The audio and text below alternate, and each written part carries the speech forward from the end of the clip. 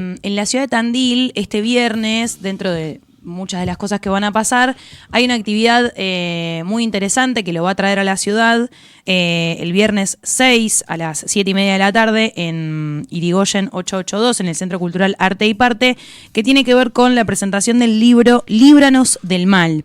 Es el primer libro de Pablo Vera y el autor va a venir a la ciudad a presentarlo, así que con esa grata sorpresa y esa excusa podemos dialogar con él previamente. Lo tenemos en línea, entonces le damos la bienvenida a Pablo Vera. Fue director nacional de lucha contra el narcotráfico y jefe de gabinete de la provincia, actual subsecretario de Asuntos Políticos del Ministerio de Gobierno de la provincia de Buenos Aires. ¿Cómo estás, Pablo? Nacho Lacobara, Flor Balbuena te saludan. Buen día. No lo tenemos a Pablo. Hola, hola. Hola. Ahí está, te escuchamos. Ahí está, ¿Los escuchás bien, Pablo? Sí, perfecto. Bueno. Bien, muy bien. Bueno, Líbranos del Mal es tu primer libro. Creo que, bueno, la tapa habla por sí sola, pero supongo que esto que está pasando nuevamente en el país te impulsó, digamos, a escribir el libro, o ¿cuál fue el motivo?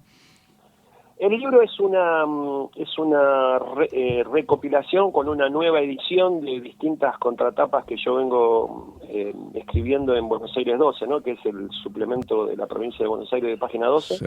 ya hace más de 2 años y pico, más o menos, casi 3. Así que lo que hice fue una compilación, una nueva edición para producir este libro. Básicamente el libro te diría que tiene como 4 módulos o 4 temas centrales, más allá que hay varios temas que abordo, pero se podría sintetizar en 4 temas. El primer tema es intentar desmontar el mito que Argentina fue una potencia a finales del siglo XIX.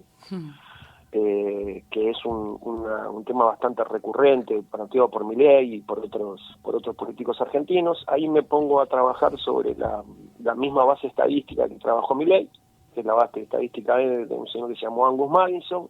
Ahí Madison, ¿se me escucha? Sí, muy bien. Sí, perfecto. Ahí Madison va a plantear que, y lo reivindica Milei, que en 1895 Argentina tenía el PIB per cápita más alto del mundo.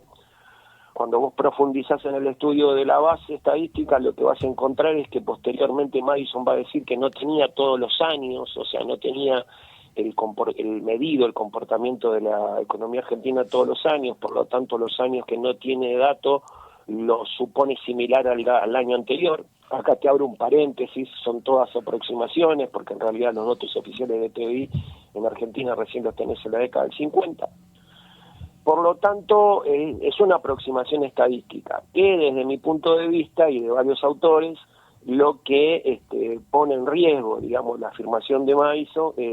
¿Por qué? Porque vos en 1890 tuviste la primera crisis de deuda, lo que se conoce como la crisis de la Baring. Por lo tanto, es poco verosímil suponer que en 1895 Argentina era, según la apreciación de Milei, la primera potencia mundial. Claro, ¿ese sería la época del modelo agroexportador, Pablo? Exactamente. Claro. Sí, es el agroexportador, donde Argentina tenía una relación asimétrica con Inglaterra. Inglaterra básicamente, recordemos que en ese momento era la primera potencia mundial, lo que se conoce como el taller del mundo, y proveía de manufacturas a todo el mundo, y en el caso de Argentina, primero lana, después cereal, y fundamentalmente cuando se estrechan las relaciones, cuando nosotros podamos exportar carne a Inglaterra. Pero después me hago otra hipótesis, me planteo si supongamos que fuera cierto, que Argentina era un país poderoso a nivel mundial, y ahí me pongo a analizar desde el punto de vista social, económico, cómo era el comportamiento o la situación de la economía argentina y la sociedad argentina en ese momento. Y ahí es muy difícil explicar que Argentina tenía terrible desarrollo económico cuando ves en 1904 el informe de Viale Macé, que ahí se ve cómo trabaja la clase trabajadora argentina. De ahí sale la frase de que los trabajadores no tienen horario, sino que trabajan de sol a sol. Tenés 1907 la huelga de inquilinos. Tenemos el 25 de mayo de 1910, que festejamos el 25 de mayo de 1910, el Día de la Patria, con estado de sitio, ¿no? Es un dato en realidad bastante poco conocido o bastante poco revelado. Después tenés 1912 un grito de Alcorta, bueno, y después posteriormente la Semana Trágica, Patagonia Rebelde, bla, bla, bla, bla, bla, bla. Después me pongo a trabajar en ver qué significa el PBI, porque es un registro, un dato estadístico bastante discutido, y por ejemplo, hoy vos tenés que el país que tiene el PBI per cápita más alto del mundo es Qatar, por arriba de Finlandia, Noruega, Dinamarca, Holanda, Estados Unidos mismo. Uh-huh. Y la verdad que es poco creíble pensar que los cataríes viven mejor que los finlandeses, que los noruegos, que los dinamarqueses. En realidad el PBI per cápita es la suma de bienes y servicios, que tenés una sociedad dividida con la cantidad de población, pero eso no indica cómo está la distribución de la riqueza. Ese te diría que es el primer módulo del libro. El segundo módulo es, me planteé la cuestión, dos conceptos, libertad y Estado. En el concepto de libertad trabajo sobre el pensamiento de Murray Rothbard, que es uno de los, viste que uno de los perritos de Milei se llama Murray, en homenaje a este economista norteamericano, que se hizo tristemente célebre, o conocido argentino más que célebre, con el tema de la venta de órganos y la venta de niños. Sí. Milei va a tomar ese pensamiento, va a tomar ese razonamiento apoyándose en Rothbard. Bueno, y ahí describo, digamos, cómo es el pensamiento de Rothbard. En la cuestión de Estado me meto a analizar el pensamiento de Huerta de Soto, el economista que hace muy poquito, español, que hace muy poquito estuvo en Argentina, que de hecho le dio una distinción el presidente Milei. Ahí Huerta de Soto lo que va a plantear es que hay un orden espontáneo del mercado, que hay que respetarlo con una visión de tipo teológica, y que cuando el Estado interviene demuestra que es una creación del maligno. O sea, para Huerta de Soto el Estado es una creación del maligno. Mira. Cuando a veces en las presentaciones hago este comentario, la gente se piensa que es una broma, ¿no? Que es una joda, y lamentablemente no. Efectivamente, Huerta de Soto dice que el Estado es una creación del maligno, y como es una creación del maligno hay que destruirla, ¿no? Ese es el razonamiento. Así que es una... te tomaste el trabajo, digamos, de desmentir cada una de los argumentos económicos de los cuales le escuchamos, sobre todo, o antes escuchábamos mucho más, ahora Milei creo que están en otro tipo de cuestiones, sí, pero hablar a Javier Milei de la economía, y ahora sí, claro, se pelea con Paca Paca y esas discusiones, y también a sus fuentes, digamos, de escritores económicos, digamos, ¿no? Las teorías que ellos han apuntado, te encargaste, digamos, de desmentirlas o de ofrecer otros datos históricos, digamos, que constatan que esta información es una falacia. Claro, lo primero yo me había planteado en su momento revisar cuál era la base ideológica del pensamiento, porque en realidad cuando él reivindica la escuela austríaca del pensamiento económico, es una escuela bastante marginal en la historia del pensamiento económico, no es una escuela económica que tenga, digamos, que sea mayoritaria, digamos. Entonces yo lo que me puse es a estudiar esa escuela, o sea, y a los autores que reivindicaba, o sobre el cual se paraba Milei. Por lo tanto, algunas cosas que fue diciendo, que fueron pasando o que va diciendo ahora, en mi caso particular, no es muy sorpresivo, porque claro, en realidad lo que hace en algunos casos es repetir casi textualmente lo que dicen algunos de esos autores. Después te diría que en algunas cosas como yo viendo, va perdiendo su virginidad. Les pongo un ejemplo. Él dice que el Estado no tiene que intervenir en la vida económica en virtud de esto, que es una creación del maligno. Ahora, cuando produce la brutal devaluación del comienzo de ese gobierno, o cuando fija pautas, no homologa convenios colectivos, o fija topes a los aumentos salariales, ahí el Estado interviene activamente. Sin ninguna duda. Es decir, que no es tan virgen el planteo. Y finalmente en el libro digo que la virginidad del pensamiento de Milei, que para mí es un pensamiento económico del actual gobierno, que es un modelo neoliberal, si vos querés, clásico, la virginidad se termina con el caso Libra, porque el caso Libra no hay ninguna posibilidad, desde el punto de vista objetivo, práctico, que se hubiese consolidado sin la participación activa del presidente. Si yo quiero promocionar una criptomoneda, te puedo asegurar que sería un fracaso. Sí. Se entiende perfectamente. Muy bien, Pablo. Entonces, llegás a Tandil con la presentación de este libro. ¿En qué otros lugares has estado y cómo han sido esas experiencias? Seguramente de cada presentación te has quedado con algo de ese intercambio, ¿no? Que se da, sí, o con quienes van a escuchar. Y mira, yo soy oriundo de Avellaneda, estuve en Avellaneda, estuve en Lomas, estuve en 3 de febrero, estuve en Lanús, hoy voy a Almirante Brown. Voy el lunes voy a estar el viernes voy a estar en Tandil, el lunes voy a estar en Mar del Plata, de la semana siguiente, Villa Gesell, bueno. Con respecto al cuando voy desmenuzando por detalle, digamos, el pensamiento fundamentalmente de Rothbard y explico de dónde viene la cuestión esta de la venta de órganos o la venta de niños, porque para Rothbard los niños son casi una mercancía, digamos, cuyo titular son los padres, la gente realmente se sorprende indigna, ¿no? Por supuesto, y sobre todo cuando le decís que textualmente yo lo planteo, porque para Milei es su fuente de inspiración, o sea, no es una persona que cita en forma aleatoria, ¿no? Así de costado, como yo digo, es su fuente de inspiración. Bueno, de hecho le puso a uno de sus perros, le puso Murray, digamos. Uh-huh. Sí, la gente se sorprende, no puede creer que eso sea así. Yo he sido muy riguroso en la utilización de las fuentes, es decir, no es que he leído comentarios sobre los textos de Rothbard. Yo leí el texto de Rothbard, los textos de Rothbard, es decir, cito textualmente a Rothbard, ¿no? Uh-huh. Así que ahí hay cierta sorpresa, hay mucha preocupación, sobre todo por la situación económica, porque en el libro, cuando voy desarrollando el caso Libra, o porque yo digo que este es un esquema Ponzi, digo que este es un esquema que se sostiene con endeudamiento. O sea, para ponerte un ejemplo, nosotros llevamos 11 meses consecutivos de déficit de cuenta corriente. Eso significa que son más los dólares que se van que los dólares que entran. Uh-huh. Y eso no hay forma de resolver si no es con nuevo endeudamiento. O sea, entonces, en general, lo que los vecinos te preguntan es cuánto tiempo puede aguantar eso. Y eso es una pregunta que no tiene una respuesta inmediata. Ahora, lo que sí yo te puedo decir es que cuando vos revisás la historia económica argentina, procesos similares terminaron todos en crisis, default, los procesos similares. Sí. O sea, hay preocupación, digamos. Pablo, ¿te puedo sacar del tema libro, hacerte una pregunta de algo mientras no me preguntes de fútbol, no tengo ningún tipo de problema. ¿Por qué, Pablo? ¿De qué hincha sos? Yo soy hincha de Boca. Yo también. Acá tenemos 2 heridos también. Yo también. Bueno, así que hablo de lo que vos quieras, pero mientras no me toques el tema futbolístico no hay problema. El futuro está por venir. ¿De la línea riquelmista, Pablo?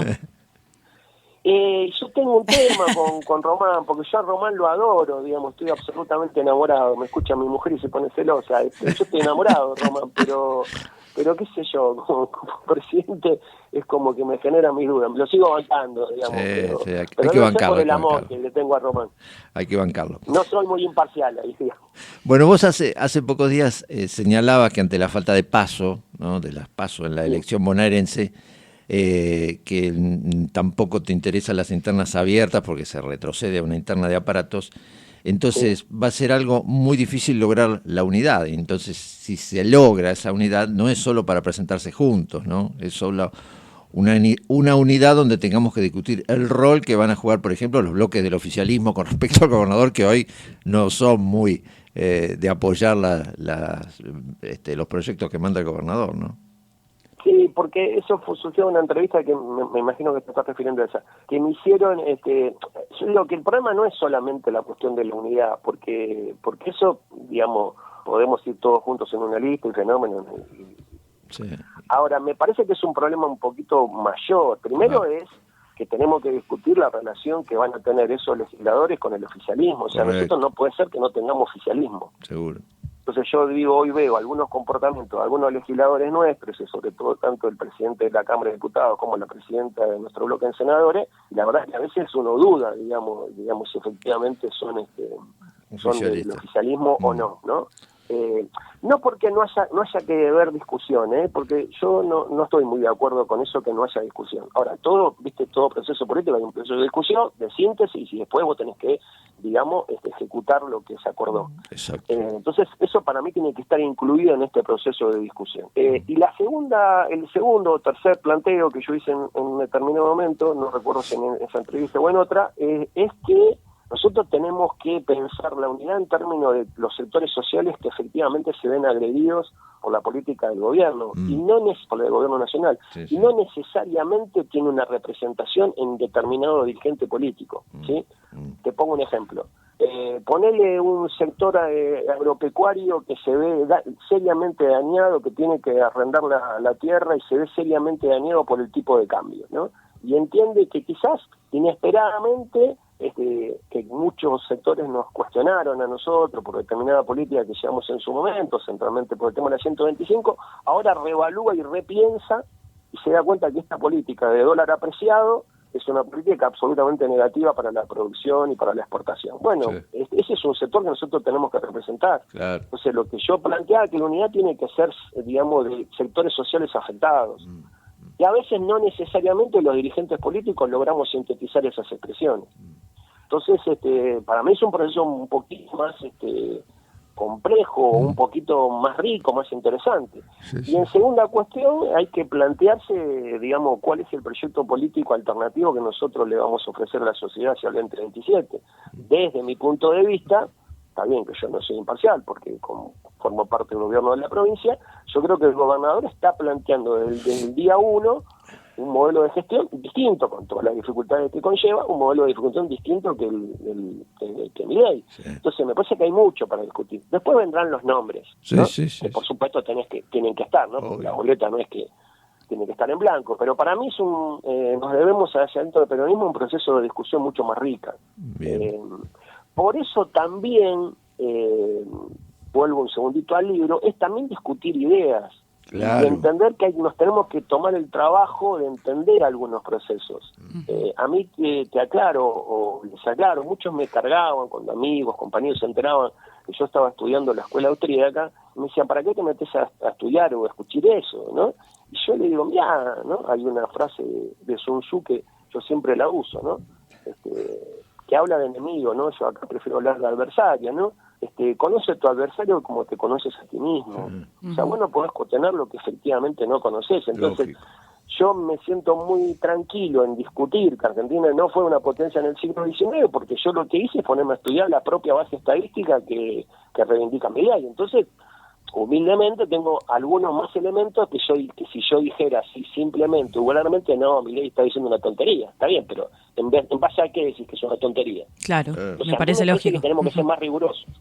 Tal cual, sí, como si quisiera además llevarnos a un nivel de discusión de autores que no entendemos, que nunca hemos leído, que de alguna manera no nos llegaron o desconocemos, y de esa manera como bajarle el precio a, bueno, si entráramos en los parámetros de Milei como adversarios, bajarle el precio a los adversarios, ¿no? Como, bueno, primero investiga todo esto, porque estuviste leyendo a los equivocados, ¿no? Pareciera ese el planteo toda tu vida, y después vemos y discutimos. Así que, bueno, Pablo Veras encargado de hacer esa tarea y nos la resume en este libro que viene a presentar a la ciudad. Que no dudo que va a servir para hablar un montón de otras cosas, Pablo. Sí, por supuesto, pero mira, yo digo, más allá de mi formación, digamos, universitaria, académica, bla, bla, bla, bla, bla, bla, básicamente soy un militante. Entonces, también el libro tiene un lenguaje extremadamente llano. Eso fue uno de los primeros objetivos que me planteé. Van a encontrar, los lectores van a encontrar que me pongo a analizar un tema, pero previamente hago una reseña de una película y vinculo ese tema con el tema económico, histórico que quiero abordar. Aprovecho también para hacer algunas recomendaciones gastronómicas de algún lugar que conocí, me parece muy bueno el asado, los sándwiches de salame. Es un estilo muy muy llano, digamos, ¿no? Porque a mí me parece que no hay necesidad de ponerse... a mí me enojan mucho los autores que escriben en difícil, digamos. Yo creo que no, es una tontería y pecan de soberbia, a mi gusto. Está muy bien. Bueno, si venís para acá, ¿estás ahora en Avellaneda? No, ahora estoy yendo para La Plata. Ahí está. Así que yo estaré llegando, supongo, a Tandil, supongo que el jueves a la noche. Ahí está, bien. Así que ya el viernes, el jueves a la noche estaré por Tandil, lo interpreto yo, todavía tengo que arreglar un par de detalles. Así que sí, si Dios quiere el viernes me quedo en Tandil y probablemente aproveche el fin de semana, porque la verdad que ustedes tienen una ciudad bellísima, así que... Gracias. Bueno, te vas a encontrar con... con varias sorpresas culinarias, no lo dudamos. Después esperamos tu reseña a través de las redes sociales en una próxima entrevista.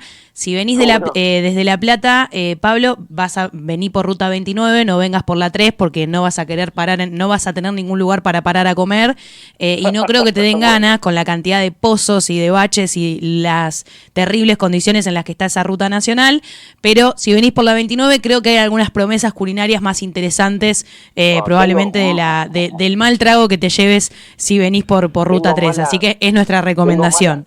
Malas noticias, te digo, la ruta va a seguir igual o peor, porque sí, la política, obvio.